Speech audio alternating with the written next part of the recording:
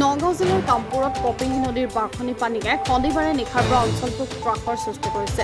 কপিলীয়ে জলপৃষ্ঠ বৃদ্ধি পোৱাত শনিবাৰে নিশা কামপুৰৰ পটিয়াপামত থকা মথাউৰি এটাৰ বৃহৎ অংশ খহাই নিয়াৰ ফলত কেইবাখনো গাঁও ইতিমধ্যে জলমগ্ন হৈছে।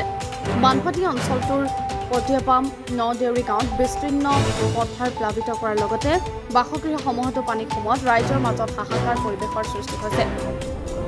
কপিলীৰ এই পানী অঞ্চলটোৰ গোসাইগাঁৱৰ গড়কাপ্তানি পথৰ ওপৰেৰে পানী বাগৰাৰ ফলত পথছোৱাৰে যাতায়াত ব্যাহত হৈ আছে।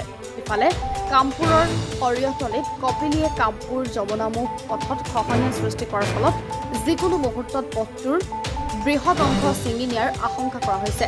বিভাগীয় লোকে অলপমান মাটিৰে ভেটাই দিয়েই খহনীয়া প্ৰতিৰোধ ব্যৱস্থা কৰি যান বাহনৰ ক্ষেত্ৰত সতৰ্কৰ ফলক দিয়েই দায় কৰা পৰিলক্ষিত হৈছে। ভিডিঅ' জাৰ্নেলিষ্ট মৃণালৰ সহযোগত নগাঁৱৰ পৰা বিভূতি কৰা প্ৰতিবেদন পটুতৰা লাইভ। এতিয়া আপুনি চাওক যে কামপুৰ যমুনামুখ ৰুট এইটো গড়কাপ্তানি বিভাগৰ, আৰু এই ৰাস্তাটো চাবলৈ গ'লে যে কামপুৰৰ যি বাণিজ্যিক যি ব্যৱস্থা আছিলে এই ৰাস্তাটোৱেই পূৰ্বতেই এই ৰাস্তাটোৱেই বাণিজ্যৰ মূল পথ আছিল।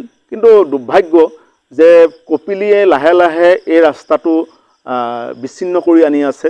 কিন্তু বিচ্ছিন্ন কৰাৰ মূল কাৰণ কেইবাটাও আছে। তাৰ মাজত এতিয়া চাওক যে যোৱাকালিৰ পৰা কপিলীয়ে যিটো তাণ্ডৱ ৰূপ লৈছে, এই তাণ্ডৱৰ ৰূপত এতিয়া কামপুৰ যমুনামুখ ৰোডৰ বিভিন্ন স্থানত ইতিমধ্যে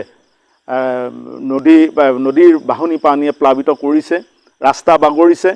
আৰু এইখিনিতে আপুনি চাওক, এইখিনি যিখিনি আপোনাৰ সৰিয়হতলী বুলি কয়, এই সৰিয়হতলীৰ যিখিনি স্থানত যোৱা বৰ্ষতো তাৰ আগৰ বৰ্ষতো 22 চনতো দেখা গৈছিল যে তাত এটা যিটো মানে অলৰেডি আপোনাৰ কপিলীয়ে খান্দি পেলাইছে ৰাস্তাটো। আৰু নহওক, কিন্তু দুৰ্ভাগ্য কিবা এটা ঘটনা হৈ যাব পাৰে যদি খহাই যদি লৈ যায়। এটা কথা জানিব, এটা যিটো আমি কওঁ এৰাখুটি বুলি যিটো কওঁ, কপিলীখন এৰাখুটি এটা পৰ্যায়লৈ যাব, এৰাখুটি হ'ব।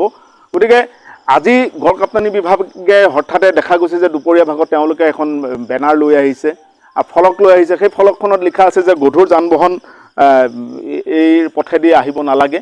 কিন্তু আচলতে আহিব নালাগে নহয়, আচলতে এই ৰোড দি এতিয়া গাড়ী মটৰ অহাটোৱেই নিষিদ্ধ কৰিব লাগে। ইয়াৰ মূল কেইবাটাও কাৰণ থাকিলে যে এই মূল কাৰণখিনি আজিলৈকে চৰকাৰেই হওক বা কৰ্তৃপক্ষই হওক আজিলৈকে কোনো ধৰণৰ ব্যৱস্থা নকৰিলে। আমি আশা কৰিছোঁ যে পৰৱৰ্তী শুকান দিনত এই বাৰিষাৰ যোৱাৰ পিছত তেওঁলোকে এইখিনি কাম কৰক। কিন্তু প্ৰতিবাৰেই প্ৰতিখন চৰকাৰেই কৈ আহিছে যে এই ৰাস্তা সোনকালে হৈ যাব, কিবা হ'ব। হয় যে এতিয়া ইতিমধ্যে এই ৰাস্তাটো অসম মালাৰ যোগেদি কাম কৰি আছে, ৰাস্তাটো হৈ গৈ আছে, কিন্তু মাথাউৰিটোৰ কামৰ কিছু যিটো গতি হ'ব লাগে, তীব্ৰ গতিটো যিটো মতে হ'ব লাগে সেইমতে হোৱা নাই। যিকাৰণে এতিয়া ৰাইজ বৰ দুৰ্ভোগত ভুগিবলগীয়া হৈছে।